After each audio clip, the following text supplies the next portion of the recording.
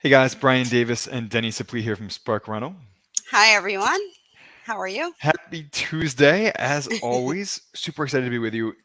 Last week, we interviewed Dan Zhu about how she retired from her day job at 28 with real estate investments. I love those kinds of episodes.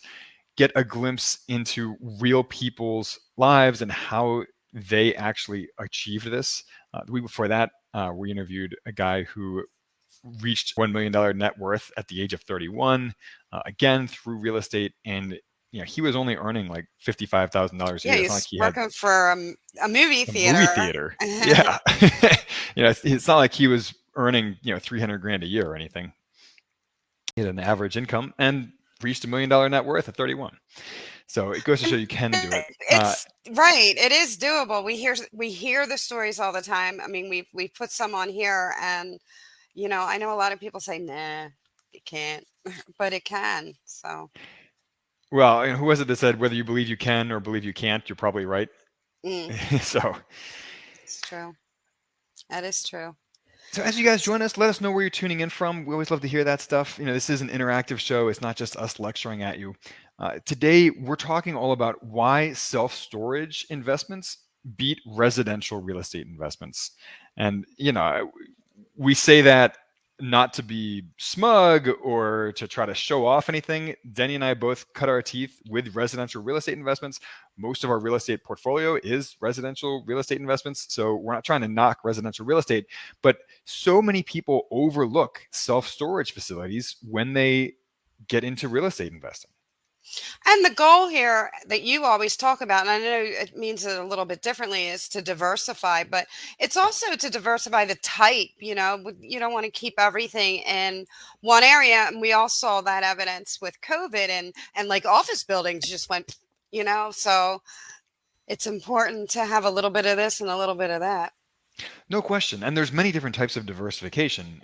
You can have geographical diversification, Right. owning properties in different cities, different states, even different countries. You have industry diversification. So, commercial real estate, residential real estate, self-storage real estate, mobile home parks, RV resorts, and you can do all kinds of stuff with this to diversify your real estate portfolio. And you can even get into passive investments like real estate crowdfunding, like real estate syndications to further diversify your investments. Right. So, Denny, tell us a little bit about why else real estate investors should consider self-storage.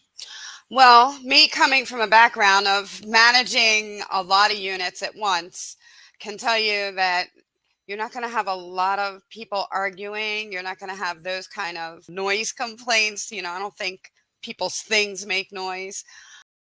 So that it's less aggravating overall. I mean, you don't have the eviction process is completely different.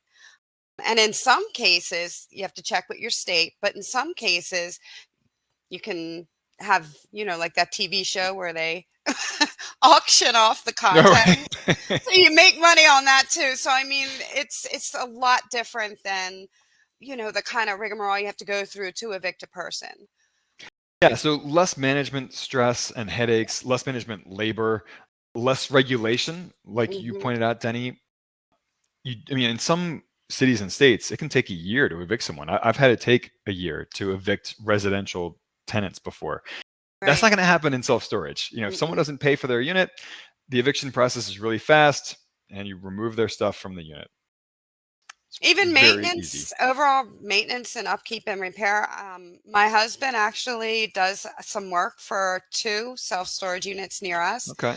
And so he knows the people, and that's what they say all the time. Like he comes out and does, like, there's no lawns at these particular ones. So it's not like you have to worry about that. It's like either rocks or something like that, which, so I mean, there's a lot of advantages to that. Yeah, and these buildings are very, very simple buildings. These aren't like houses that have a lot of complex mechanical systems.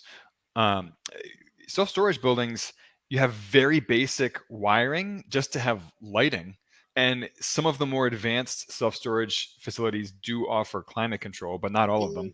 Mhm. And that's really it. You don't have, plumbing systems. You don't have all of these appliances. These buildings are very simple to maintain and repair. most of your cost is in marketing, in just getting to full or near full occupancy in the beginning, and then as you have turnovers, making sure you have a wait list, or ideally to keep them full. But that's really all you're looking at. You can automate almost all of the management of these facilities, so Right. way less work, less maintenance, less repairs, and higher returns on average than residential real estate. And we're going to be hearing about this tonight from Stacy Rossetti, who's doing a free webinar on how to invest in self-storage within the next 90 days. And we'll put a link to that in the comments here. But she's going to go over why self-storage facilities consistently pay high returns, starting at around 12% and going well above 20% on these facilities. So they pay better than so-called sexier residential real estate investments, more popular residential real estate investments. And one of the reasons that they pay better is that they're not sexy, that you don't have so much competition out there from people who watched too much Chip and Joanna Gaines on TV, right? You just have So, storage wars now. No, just kidding. yeah, storage wars. That's right. Its popularity is increasing because so many people went out and sold their homes because they wanted to capitalize on the high prices, and moved in with family members and had, to find a place for their stuff. So, Well, that actually raises a related point here about self-storage, is that it's actually a recession-resistant investment, because when a recession hits and people need to downsize their homes, or do what they call household bundling, where people move in with friends or family and combine households to save money, what do they end up doing with their stuff? They don't throw it all out. They rent a storage unit for it. So exactly. even when a recession hits, that can actually drive up the demand for storage units. Another thing that's happening is larger businesses are scaling down their office space to either work at home or whatnot. And they are putting a lot of their business files and stuff in storage units. So there's going to be a greater use as we move forward. Absolutely. And to that point, we were just talking about just how much demand there is for self-storage. Almost 10% of the US population has a self-storage unit. Wow. That's pretty crazy. So yeah, around 10% of US households pay for a self-storage unit. Now That is I have to insane. ask, Brian, you travel all over the place. Do you have one? I mean, My parents. I'm too cheap for a storage unit. oh, parents are good for that. That's right. Well, between Katie, my wife Katie, between her mom, my parents, I've got stuff at my mom's house, at my dad's house, at Katie's mom's house. We've got stuff at Katie's mom's friend's house. Oh my So goodness. we've got, some of those big plastic bins all over the place. Fact of the matter is, we actually got rid of most of our furniture and belongings when we moved overseas. Gotcha. So we are not one of those 10% of households. But then again, we're not actually a US household at all. So True that.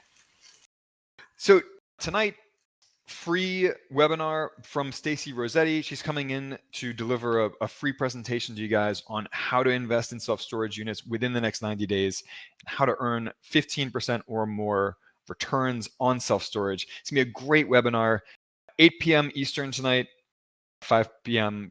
Pacific. We've got the link in the comments there. Show up, bring your questions. Yes. Ask Stacy in real time your questions about self-storage investing. She's been in this industry for a very long time. Denny, do you have anything else you want to add before we call this episode complete? No, just again, it's not going to be it's going to be interactive, so it's going to be more interesting than just being talked at. So definitely check it out.